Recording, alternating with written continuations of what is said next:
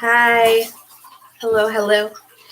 My name is Lacey. I am a mama of 3, and one of those babies I recently lost to stillbirth back in December 29th, 2017. And I wanted to come on here and share my story because there's been a lot of stuff that's really been on my heart, and I feel it's really important to get this out there because I never want anybody else to have to go through what I went through.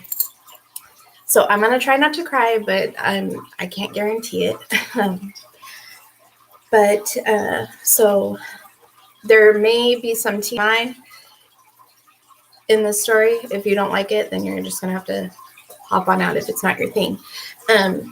So on December 28th of 2017, I went in for a regular prenatal appointment. Everything I was having to drive 45 minutes away from where I actually lived because I needed to see a high-risk specialist because I have a pacemaker. Throughout my whole pregnancy, everything was going great. Haven't had any complications. Everything had been going fine. But during the last couple days before December 28th, I had been having a lot of pressure and pain, and it felt different to me. I had already had 2 babies, so I kind of, I wasn't new to the pregnancy game, and I knew what to expect. And this time it just felt different. So when I went into my prenatal appointment that day, I had my mother-in-law with me, and they do your checkup, they check the baby on the fetal monitors. And I finally got into the room with my doctor, and I said, you know what? I said, I'm really not feeling right. I'm having a lot of pain and pressure. I feel like I'm leaking fluid. I just feel like something is wrong. And I was really pushing for the doctor to deliver me that day. I had a bad feeling. And a little side note, I was set to have a C-section in just 4 days. So the baby was supposed to be born in just 4 days by C-section because I had previously had a C-section, and we thought that was the safest route, especially with my heart condition. The doctor, he just did a look-over examination, listened to the baby's heartbeat. He said, everything seems fine. He kind of blew it off. He's all, this is the most uncomfortable part of pregnancy. You're 9 months pregnant. You've got a lot of weight going on down there. Everything's going to hurt. And I really felt blew off. And then the next thing he says is, you know what? We could deliver you today, but we're really busy. We have a lot of other women in labor.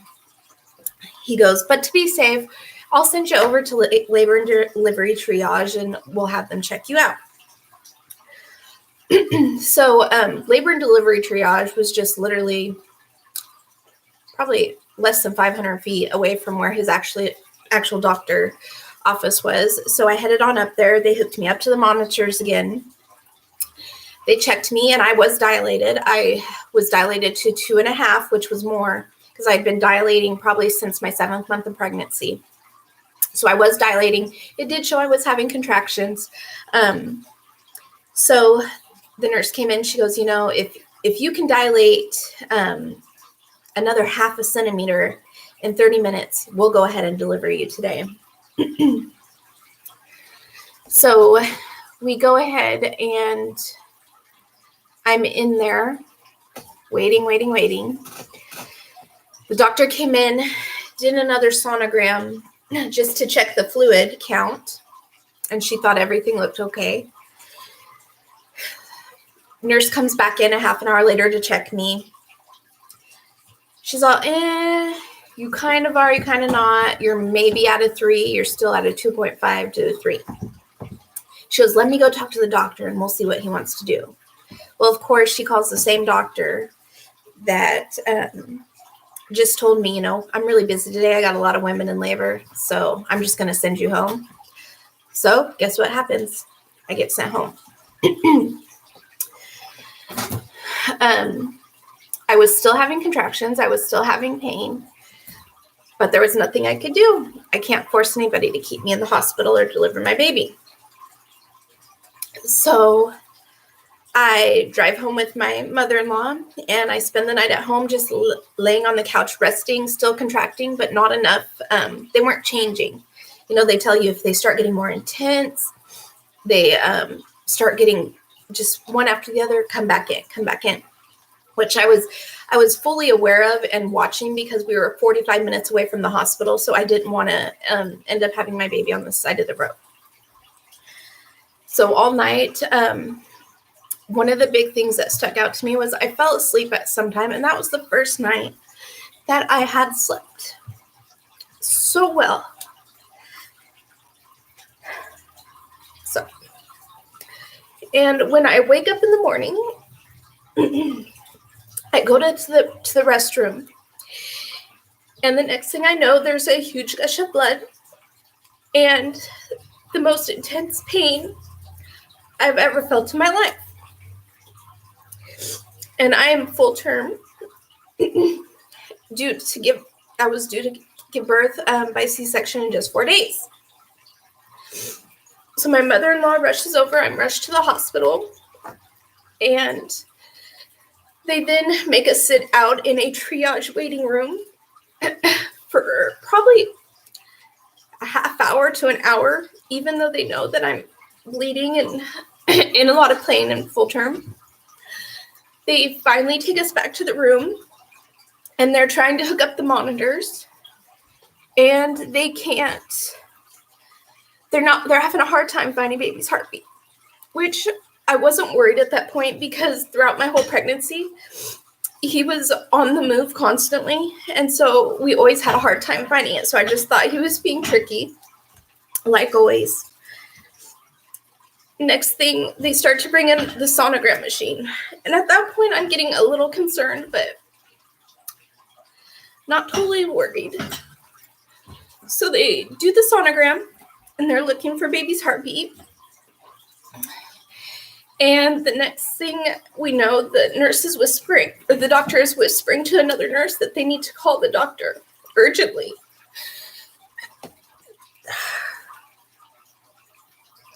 And then the next words that come out of her mouth are something you never want to hear. But she goes, "I'm sorry, but he doesn't have a heartbeat. And it looks like all his amniotic fluid is gone."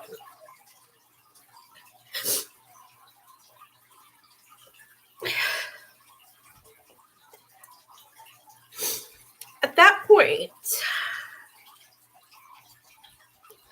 I'm taken into another room where,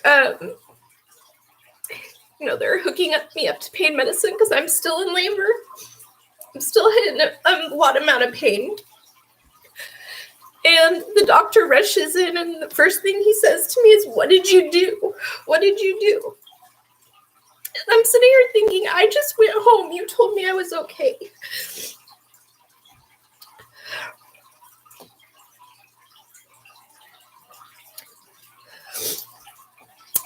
So then they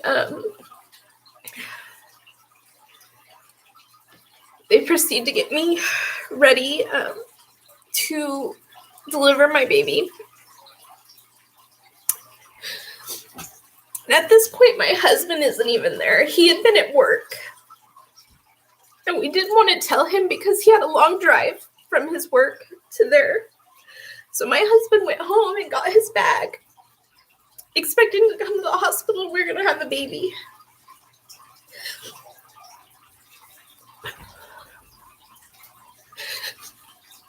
So I couldn't face telling him. Because at that point, as women, we know it's not our fault, but we take the blame because we feel like it's our job.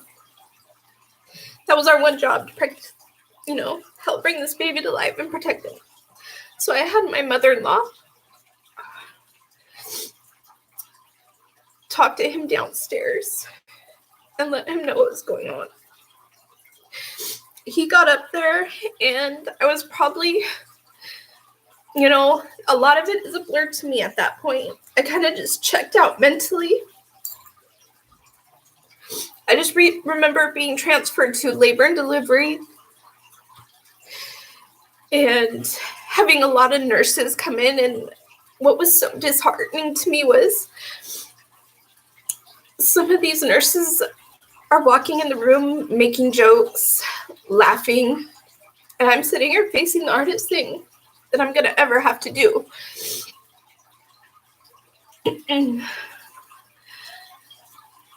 So time felt like it was going really slow. But eventually, I gave birth to my son. He was 7 pounds, 4 ounces.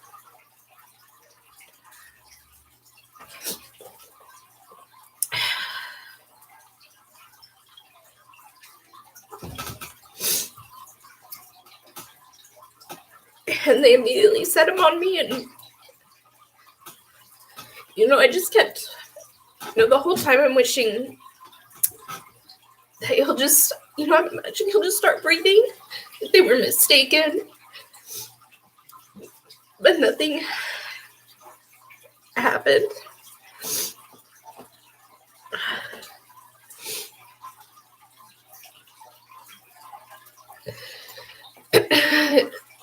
During that time,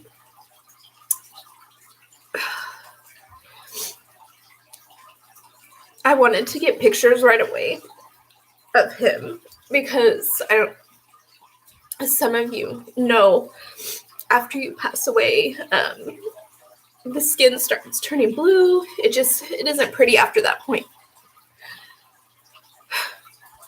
But they were taking forever. They kind of just set him over on a cubicle. And he sat there for hours. We waited hours and hours for them to clean him up, but they didn't. So at one point, my mother-in-law grabbed him, put him on my chest, and she took some pictures. And those today are the only 2 pictures, the good pictures that I have of him, that I have of my son. And during that time, you're so lost. You don't think of certain things. Like, everybody says he had a head full of hair. I don't. I never even got to look at his hair. There's just...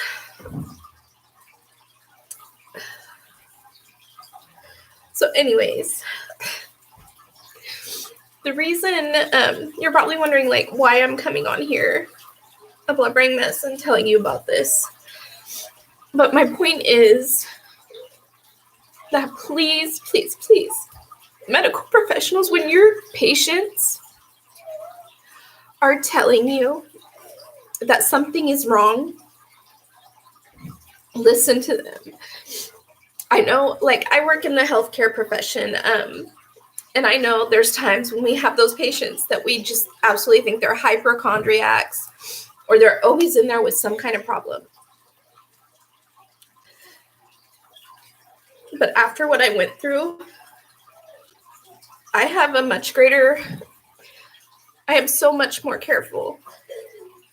When my patient is concerned or telling me something's wrong, I make sure that I'm doing everything in my power to make them comfortable that nothing is wrong. If they're wanting certain tests done, I'm bringing that to the doctor and being like, hey, the patient's wanting this test done. They really want to make sure they're okay. And so the whole point of this, my message, what's on my heart, is just please, please, please listen to your patients, because you're holding somebody's life in your hand, especially when you have a pregnant woman. You're holding 2 lives in your hands. So please, I don't ever want anybody to have to go through what me and my family have gone through. Because let me tell you, it changes everything. And so please listen to your patients. Please do your diligence. Don't brush them off, because it has so much, you have such a bigger impact on people's lives than you even understand. And I understand there's times when you get busy, but you still need to make sure you listen to your patients.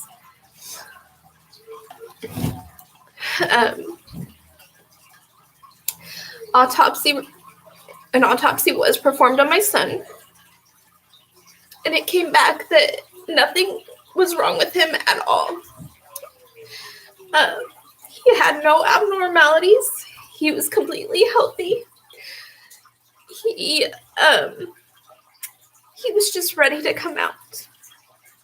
It showed that he was in distress. And he inhaled some meconium, and he was ready to come out. Had the autopsy guy, he even said that had he been delivered the day before, he would still be here with us.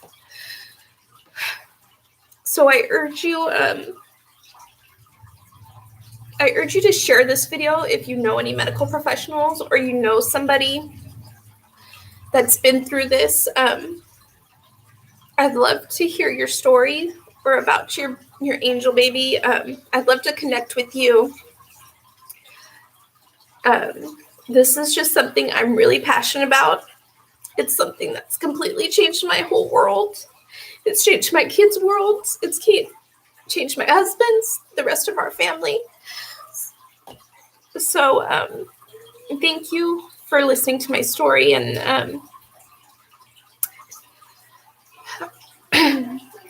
I hope that you can share this and maybe help. Maybe some doctors can see this and take a second look at how they're practicing medicine or how they're treating patients. Because I know that this doctor in this hospital forever changed the whole course of my life. And there is no repercussions on their end. If you are a mama, if you have gone through stillbirth or miscarriage or depression, grief, please reach out to me. You can find me on Facebook as Lacey Olson. I'm also on Instagram. I would love to hear your story, chat with you, or if you're just needing somebody to vent to, I get it. I understand. So I'd love to be that support system with you. I'm just going to be chronicling my journey. I'm coming up on the 1 year mark. On December 29th is going to be the 1 year. And so I'm just going to chronicle this journey of how I'm dealing with the grief and stuff that comes up. So thank you guys, and I hope you have a really happy Monday.